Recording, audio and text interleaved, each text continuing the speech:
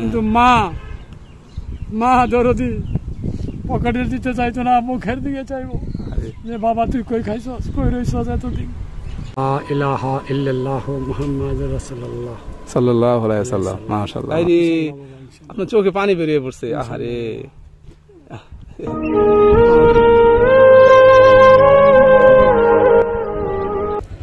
আসসালামু আলাইকুম, ভালো আছেন?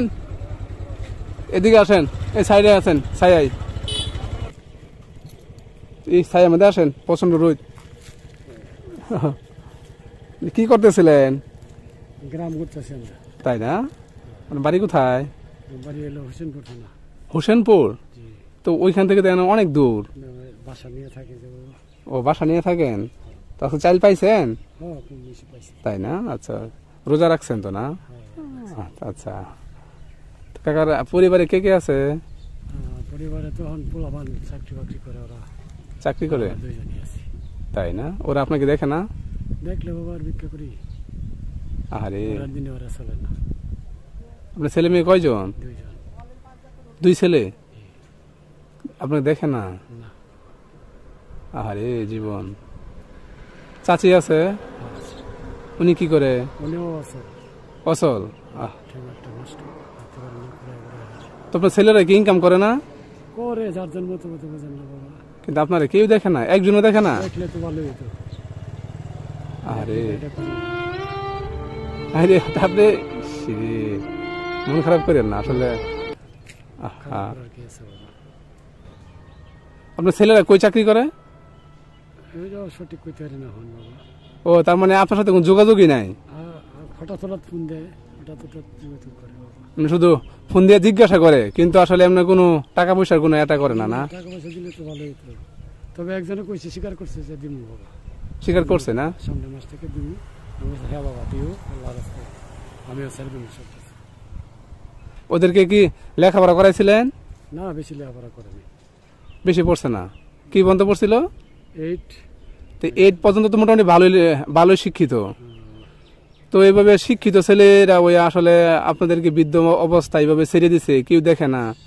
কারণ বর্তমানে তো গার্মেন্টস চাকরি করলে 15,000 বেতন পাওয়া যায়। হ্যাঁ বাবা, চাকরি নিচ্ছে একজনে চাকরি নিচ্ছে। কইছে যে বাবা ঠিক আছে, তোমার আমি মাসে 5,000 টাকা দিব, তুমি চাই করো। হ্যাঁ, আর এগুলো করো না।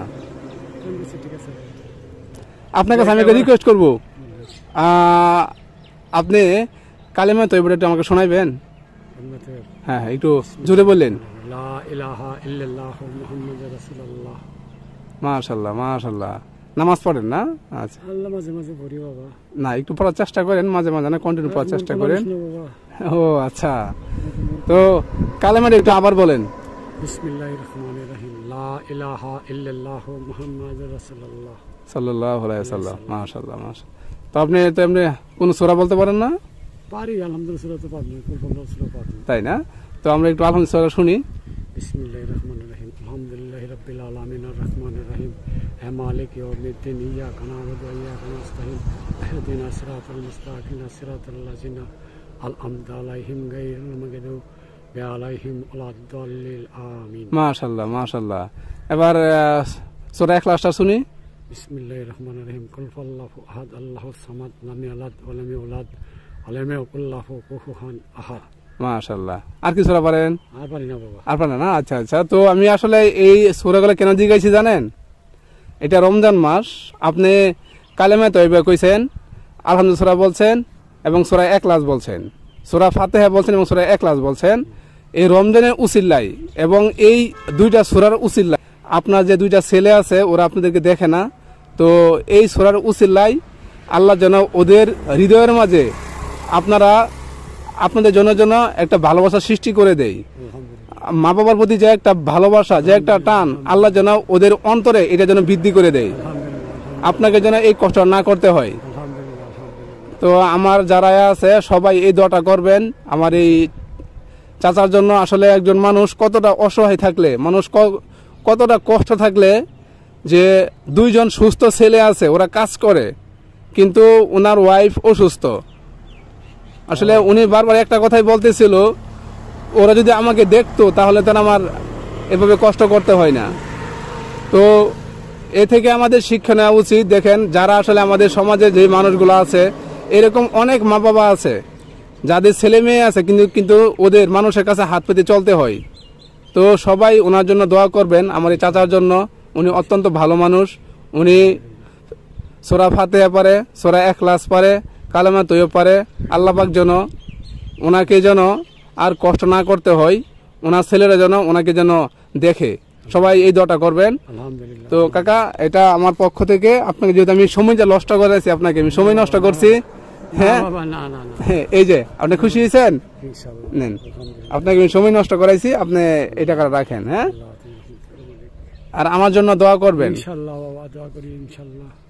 আল্লাহ তোমার দোয়া কাজে লাগুক। আল্লাহ, আমি আপনার জন্য মন থেকে দোয়া করি, এবং আমার যারা যারা দেখবে, আমি সবার কাছে রিকোয়েস্ট থাকবে, আল্লাহ পাক যেন ওনাকে যেন এই কষ্ট থেকে যেন মুক্ত দেয়। নাই সেই বোঝে যে দুনিয়ার ভিতরে মা বাবা কি জিনিস।